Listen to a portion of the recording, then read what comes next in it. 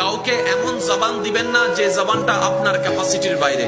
সেজন্য নবী রাহমাতুল লিল আলামিনের মাধ্যমে আল্লাহ তাআলা আমাদেরকে একটা শব্দ শিখিয়ে দিয়েছেন, ভবিষ্যৎ কেন্দ্রিক যে কোনো কাজ, যে কোনো শব্দ বলার আগে হে আমার বান্দাগণ, রব্বে করিম বলে তোমরা সবসময় একটা শব্দ ব্যবহার করবা, ইনশাআল্লাহ। আমি আগামীকালকে 3টা বাজে তোমার বাড়ি যাব। একটু জোরে বলেন। আগামী সপ্তাহে আমি বেড়াইতে আসব। আগামী সোমবারে তোমার সাথে আমার দেখা হবে। আমি কিছুক্ষণ পরে তোমাকে কল দিব। জোরে বলেন না। আমাকে টাকাগুলা দাও, আমি 2 সপ্তাহের ভিতরে তোমাকে দেওয়ার চেষ্টা করব।